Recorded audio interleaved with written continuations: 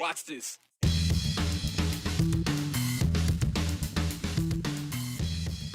Pet owners have been using CBD products to help with man's best friend's medical issues for years. And if you've been picking it up at the neighborhood pet store, well, you may want to find a new place to shop because the state of Idaho is cracking down. Much like that first pumpkin spice latte of the season, the first political ad of the election season has us wanting to cuddle up with a good fact check. First up, Senator Mike Crapo. Political figures are not new to the covers of national magazines, even those from Idaho. But it's been a while. The latest, a Boisean who was just as surprised as anyone to see himself covered in Time. Well, hemp has been gaining ground literally and figuratively in the gem state. In 2021, the Idaho legislature passed House Bill 126, which legalized the production and handling of industrial hemp here in Idaho. Before that, you couldn't even drive it across state borders. So baby steps, because that new law, well, it didn't say you could sell that hemp in any form in the state of Idaho. Just, you want to make ropes or soap or even soap on a rope. Yeah, you couldn't really do that. You could just grow it and then send it somewhere else. Meaning CBD oil with any amount of THC, the part of the plant that makes you high, well, that could not be sold in Idaho for human consumption either. Pets, that's a different story. If you have a pet with anxiety or suffers from seizures, and you give them CBD products to help with that, well, then you might be interested in what Michelle asked us this morning. She said, do you know why the Idaho Department of Agriculture stopped selling or the sale of pet CBD and hemp products? Lots of pet owners like me would like to know. Well, Michelle is right. The FDA does not recognize hemp-derived products as legal animal feed ingredients. So to remain consistent with the FDA, the Idaho Department of Agriculture is asking businesses to remove animal CBD products from their shelves. And they have until November 1st to do it. Here's Andrew Bartline. Where Boise pet owners shop for the latest toys and treats, Bark & Purr begins by selling a countdown to when some of the shop's most desired products It's a hip and joint oil. can no longer be sold in the state. These products will be illegal to have on our shelves, so we will be pulling them as of November 1st. Even though Jennifer Willett has had these products on her shelf Yep, just a treat. Yep. for 5 years. So these act as a painkiller. What does it do for the dog exactly? It just helps to alleviate pain. It helps with anxiety. People use it for the 4th of July. There's just a lot of great benefits to an all-natural product for pets. And before this, our only options were really expensive prescription meds that in the long run can be quite harmful to our animals. The Idaho State Department of Agriculture has the same concern, except they say it's unclear if CBD is harmful to animals. We rely a lot on our partners at the United States Food and Drug Administration, who have not recognized hemp as an approved ingredient. While the Idaho State Legislature legalized hemp production in 2021, the law does not legalize all hemp products, meaning these CBD animal products have always been illegal in Idaho, and it will stay that way unless one of two things change. Once FDA lists that as an approved ingredient, then we can list it as an approved ingredient, unless there's some sort of policy move ahead of that at the state level that specifically wants to list hemp as an approved ingredient. Which is why Bark & Purr is trying to make their voice heard at the State House, Oh, and this is the... Yes, this is the petition. where anyone checking out with a hemp product is encouraged to ink their name in support. I'm going to be really disappointed. It's a cause Debbie Holleran is fully behind, because she says this bottle of hemp-enhanced oil changed her dog's life. And it really did wonders. It gave her another, I'd say probably a year of her life, pain-free. Debbie's German Shepherd has since passed, but she says her new golden retriever, Maddie, is already having hip problems. And so I decided to give this a try with her, even though she's not an older dog. And it's really helped her with her movements and really being able to get around. But legally, the bottle shouldn't even be on the shelf to begin with. So you can kind of just see your dog visibly relax. And unless something changes in the state law, soon it won't be. It's just total shock is what it is, and it's really disappointing because we feel at the end of the day this could cause harm rather than not. We've had zero adverse reactions to these products for the last 5 years.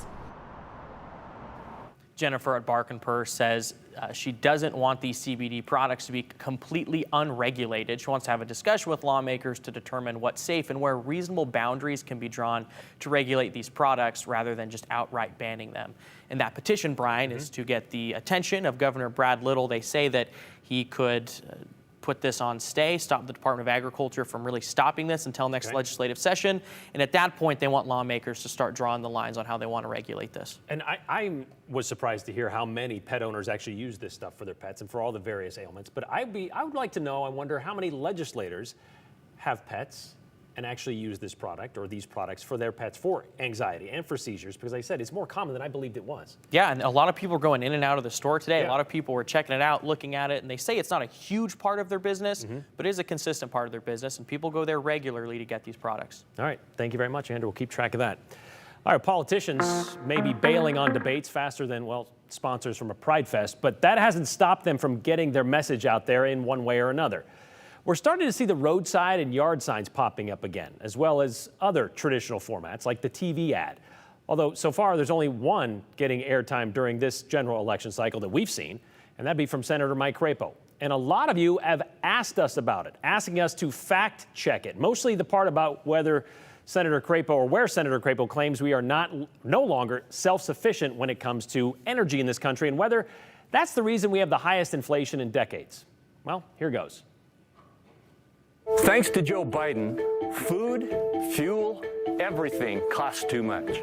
Sure, things cost more these days, but too much? Well, that's relative. His energy policies and massive spending spree are driving skyrocketing prices, fueling the worst inflation in decades.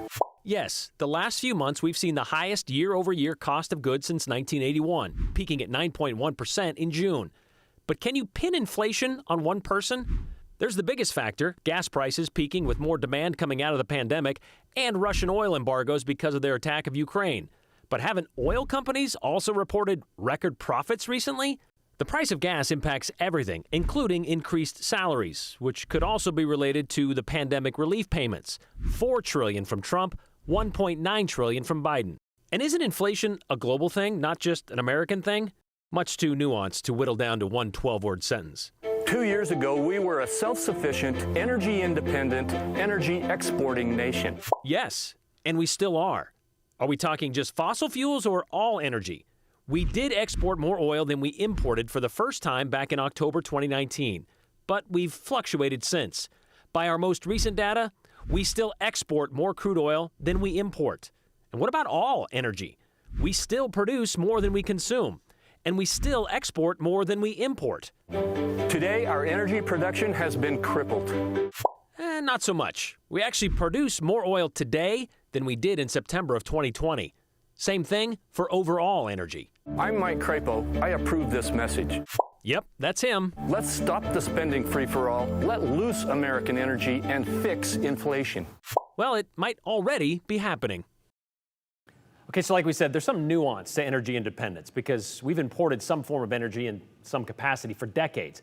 At the same time, we were producing more petroleum in the United States than we were using back in 2020. We were bringing in 8.5 million barrels of crude a day from Russia. And while that number has been decreasing since 2005, the overall importation of energy, we haven't been energy independent for the last 70 years because, again, there's a lot of factors that go into that. We also asked Senator Crapo and his campaign staff where he got that data to back up his "today our energy production has been crippled" claim, but we've yet to hear back.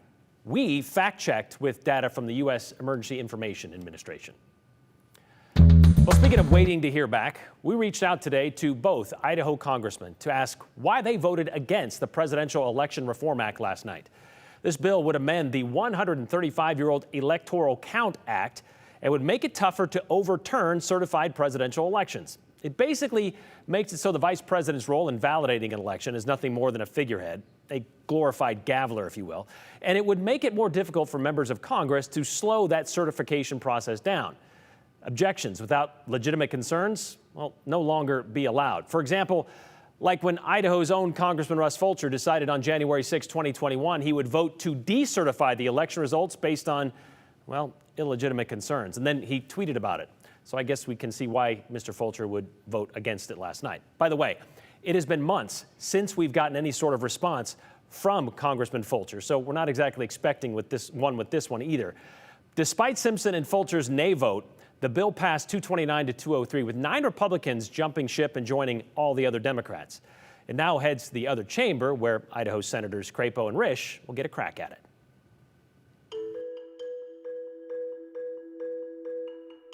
Let's see, there's been William Borah and, well, William Borah. So just one Idahoan has graced the cover of Time magazine within the last century. Well, now you can make that 2.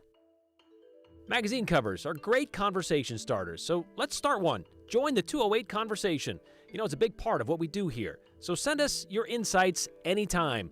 208-321-5614. That's the number. You can text us, or you can even leave us a voicemail. As always, if you text us, be sure to include your name and the hashtag #the208. And we plan to share a few of these messages at the end of today's show, so stick around.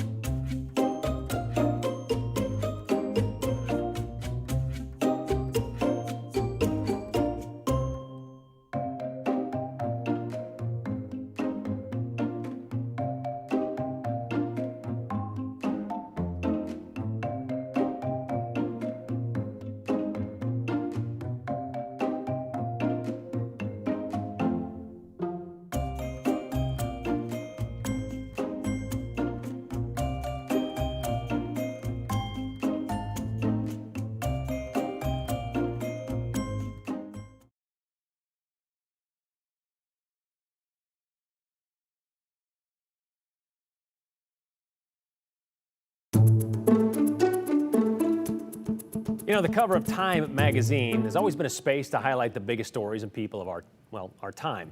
To make the cover is a pretty impressive feat. In the 99-year history of the national magazine, based on our quick and dirty research today, only one Idahoan has made that cover, and that would be Senator William Borah, who got the forward-facing treatment not once, not twice, but 3 times. The Lion of Idaho must have been proud to see his face grace the cover in 1924, 1931, and 1936, which happens to be the same year he was also on the cover of Newsweek magazine there. He was pretty popular back in the 30s and the 20s. Well, it's been 86 years, and we now have another. In the upcoming weeks, America will be introduced to Ada County Clerk Phil McGrain, who gets a brief mention in a cover story on election integrity in America. Chief Political Reporter Joe Paris caught up with Mr. McGrain this afternoon. Honestly, I have no idea what to say. It's completely surreal. Instant reaction from Ada County Clerk Phil McGrain, featured on the cover of an upcoming edition of Time magazine. McGrain is no stranger to interviews. You've seen him here on 7 for years. But this is new, and it actually comes as a surprise to McGrain himself. When I spoke to Time a couple weeks ago, I just thought it was part of a broader article regarding Secretary of State races. Never in my wildest dreams would I have ever imagined being on the cover of Time magazine. McGrain is passionate about elections and election integrity, something he has spoken about at length in recent years. He says making the cover of one of the biggest publications in the world isn't something he ever considered happening. It still feels strange being just somebody who grew up here in Idaho to possibly be on Time. I had one person describe it to me as a bucket list thing, and I can assure you it has never been on any list I've ever even contemplated. McGrain is featured in a portion of the article. 29 words exactly are attributed to him in a quote about election conversations in Idaho leading into the heated May primary. I'm barely even mentioned in the article that's referenced. So why my barely mention in the article ends up on the cover, I don't know. But it is pretty cool to be able to be a part of something like this. McGrain says whether he made the cover or not, he thinks the conversation surrounding election integrity and trusted elections is absolutely worthy of a cover story. It's a very hot topic, elections integrity. I have conversations all over the state about it. I think this will help continue to facilitate that conversation. I've already had calls with some of the candidates that are on the cover with me in terms of where we go as a party and as a country, and I think that'll continue. I look forward to meeting more people as the election comes up in November. The issue of Time magazine featuring McGrain is set to be out on October 10th, about a month before the November election. A crucial time for Americans to talk about election integrity and voting in general. Everyone wants to have confidence in our elections, right? And that doesn't mean everyone does, but we can take steps in terms of being transparent to build on that. Still, the feeling of being on the cover of Time magazine can be hard to process. It's a space that has hosted iconic images of world leaders, innovators, and the most talked about people of their time. When anyone thinks of a cover of Time magazine, especially, I mean, Queen Elizabeth, obviously, right now, right? It's heads of state and others. I know they cover a breadth of issues. Like I said, I certainly never saw myself there. In terms of the actual picture they used of McGrain on the cover, he thinks it's a fair representation. As Mark Johnson used to always note, I'm always smiling. So to be smiling on Time magazine feels like a particular privilege. And so I'm just excited. Hopefully I'm representing the state well. So there you go. Just a fun little fact there. It's pretty cool to see. It is pretty cool to see. That is pretty awesome. I was corrected while that story was airing, by the way. I had somebody text in that say Harry Morrison of the Idaho company, Morrison Knutson, was on the cover in 1954. I looked, you're right, he is real estate development at that time, so now we have 3. Well, even if you want to say as recently as 1954, it's been a long time since in Idaho and been a long time. 1954 was actually the first year Sports Illustrated was released by the same company. There you go. That owns Time magazine. And you and I were talking, Senator Bora, I mean, he's been on the covers of a lot of these magazines. Yeah. And it dated back to a time that I didn't even realize Time was in print. Yeah. Like the early 1920s. He was on it the year after they started issuing. And then you fast 23, forward. 24, yeah. Yeah. And then you fast forward to 2022, 100 years later, Phil McGrain on having a conversation that I wonder what they would think about that conversation, election integrity in the 20s, but you and I can continue that later. All right. Thanks, Joe. Yep.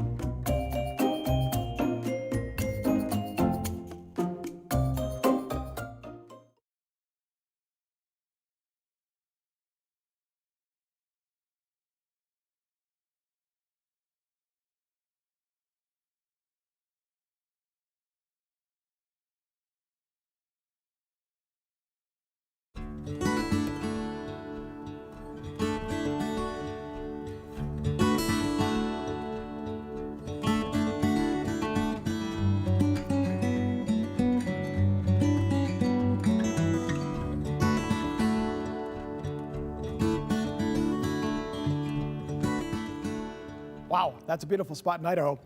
Anywhere where you're at this weekend, it's going to be a beautiful spot. In fact, tomorrow, same thing. I'll show you in just a second. Fall begins tonight at 7:04.